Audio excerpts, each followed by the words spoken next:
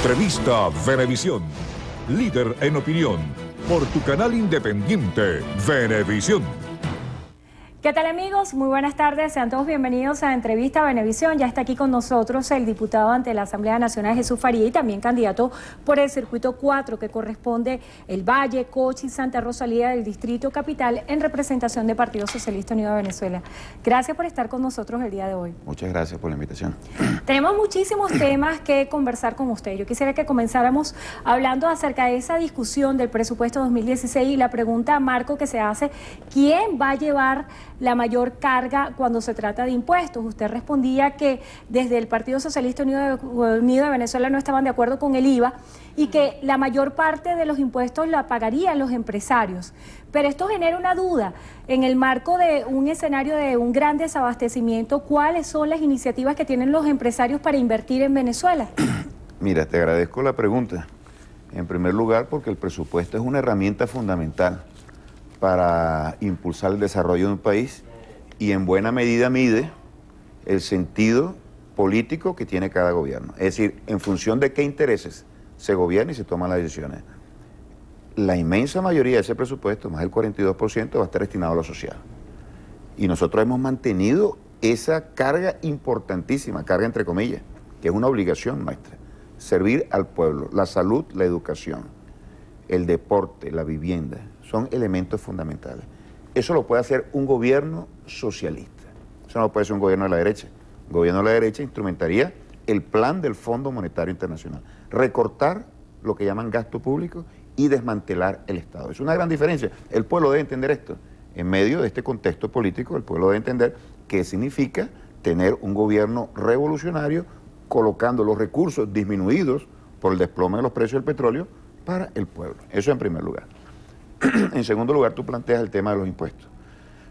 Estamos en un escenario, como te mencioné, los precios del petróleo se han reducido de una manera dramática. Pasaron de $90 el barril el año pasado, 92 para ser más exacto, a 40 este año. Entonces, con esos recursos más escasos, nosotros seguimos sirviendo al pueblo. Pero el gobierno necesita un músculo muy poderoso. ¿De dónde van a sacar los recursos? Una fuente de esos recursos es el IVA, como lo dijimos. Nosotros nunca hemos estado de acuerdo con el IVA, pero es casi que un mal necesario. Tenemos que vivir con ello hasta que podamos nosotros superarlo.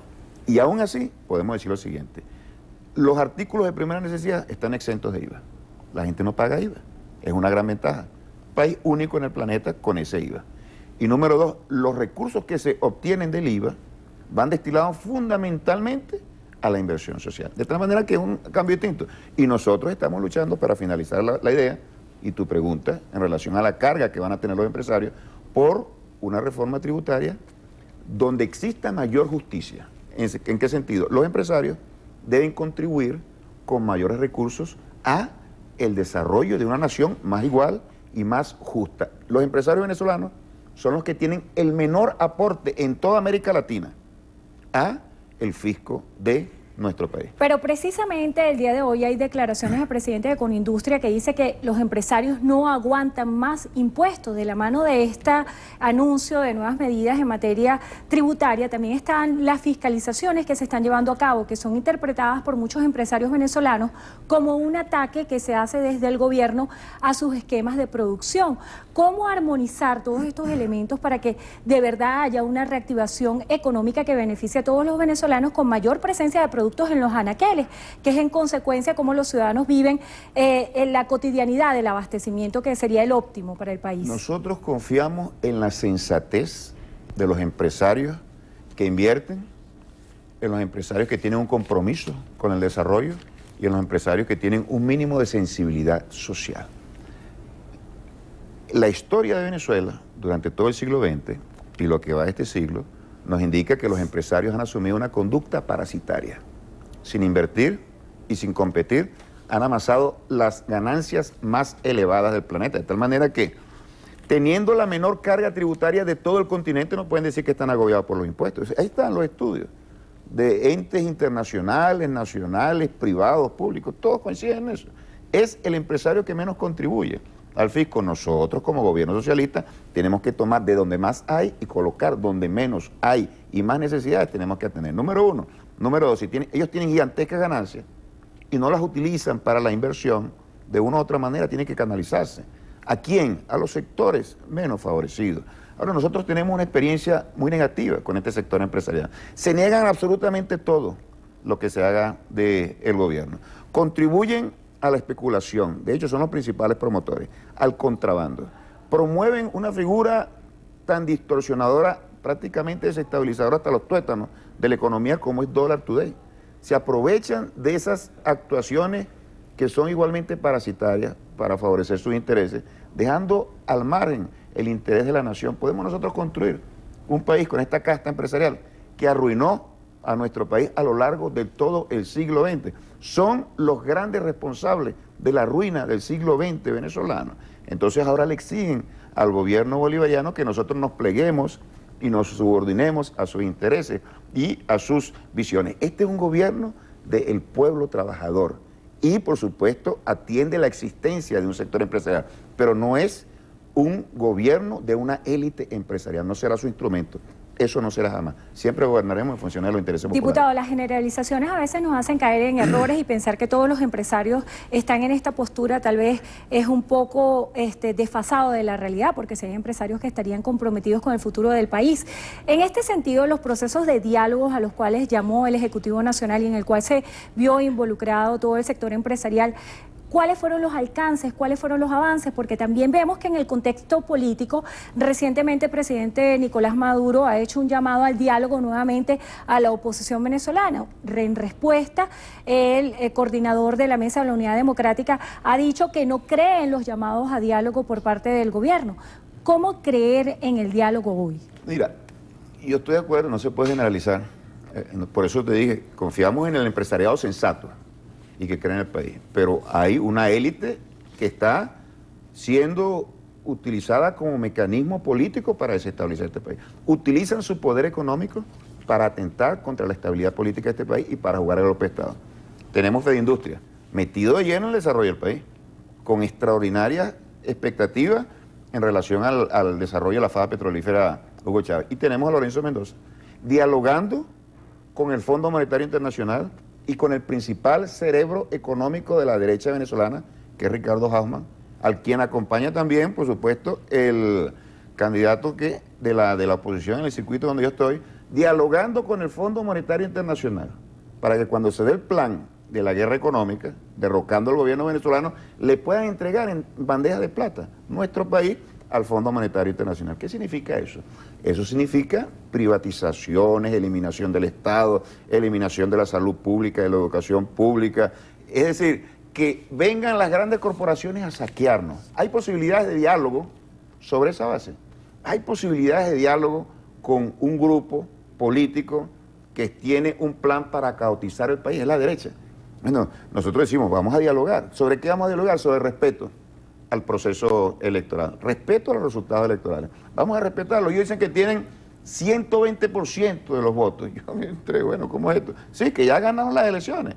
Si ya ganaron las elecciones, ¿por qué no van a la firma de ese acuerdo? Son bases elementales y muy concretas para poder dialogar. No quieren el diálogo porque el diálogo los obliga a comprometerse con algo. Y comprometerse con algo tiene que ver necesariamente con el respeto de la paz, de la estabilidad, del desarrollo nacional. Ellos no tienen planes para eso. Ellos tienen un plan para caotizar el país. Nosotros lo advertimos. Ahora sí nos vamos al escenario político y de la mano de esa idea que usted expone, una de las peticiones en las cuales se ha hecho más peso en estos últimos días es el tema de la observación internacional. ¿Cuál es la postura que tiene en este sentido el Partido Socialista Unido de Venezuela en materia de acompañamiento internacional? ¿Lo creen necesario, lo creen vital para el desarrollo de las elecciones parlamentarias? Sí, la observación, por supuesto, tiene que ser desarrollada, pero por supuesto, de una manera ajustada a la institucionalidad venezolana. Está el CNE, quien dirige los procesos electorales y se está organizando esa observación. Ahora, lo que no vamos a permitir es que vengan representantes de instituciones imperiales con la arrogancia que les caracteriza, con la injerencia como práctica cotidiana de ellos, no para ayudar a este proceso, sino para sabotearlo, para alterarlo. Ahí está el Parlamento Europeo enviando a 3 de sus diputados. supuestamente para explorar lo que está ocurriendo en Venezuela. Una misión exploratoria. Sí, esto es una nación soberana que se respeta. Y ellos decidieron que van a hablar con el presidente, con el camarada Diosdado Cabello, con la canciller. ¿Desde cuándo ellos pueden decidir con quiénes van a hablar acá? Ellos no tienen absolutamente ninguna cabida. Nosotros tenemos que hablar claramente. ¿Cuál es la posición de la derecha venezolana?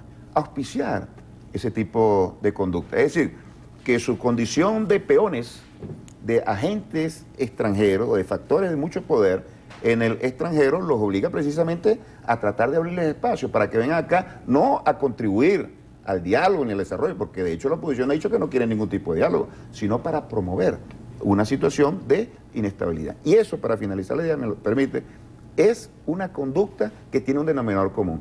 Es una oposición que tiene una condición de dependencia, dependencia con el Fondo Monetario Internacional, dependencia con el gobierno de Obama y dependencia con todos los centros de poder imperial que han sembrado con verdaderos catástrofes a todo el planeta, y nosotros no vamos a permitir que eso ocurra en el país. Diputado, se nos está agotando el tiempo. Yo quisiera que brevemente nos comentara cuáles son las propuestas, por qué aspira usted a la reelección y cuáles son las propuestas en materia legislativa que le está planteando a los electores. Mira, nosotros vamos con el proyecto del comandante Chávez, es el legado del comandante Chávez. Aquí lo que está en juego es el plan de desarrollar el país de manera independiente y sobre la base de la justicia, dándole bienestar al pueblo. Mantener las misiones, incorporar al pueblo en la organización de la patria, garantizar la soberanía para que los recursos se mantengan acá. Eso es lo que está en juego. Los que van a votar por mí, en realidad, están votando es por el comandante Chávez, porque nosotros vamos ahí con una visión muy concreta, llevar hasta las últimas consecuencias lo que nos dejó el comandante Hugo Chávez. Entonces, hay una situación muy compleja desde el punto de vista económico. Hay una situación de desabastecimiento, una situación de especulación muy importante. Ahora, yo les digo lo siguiente, este pueblo, que nosotros lo conocemos, este pueblo va a castigar a los que están promoviendo la guerra económica. Y este pueblo va a garantizar que la visión del comandante Chávez se imponga para que se garantice la paz, la estabilidad del país y el bienestar del pueblo venezolano. Bueno, le damos las gracias a Jesús Faría, él es candidato a diputado por el Circuito 4, que corresponde al Valle, Cochi y Santa Rosalía del Distrito Capital, en representación del Partido Socialista Unido de Venezuela. Gracias por habernos acompañado hoy. Gracias a ti por la invitación.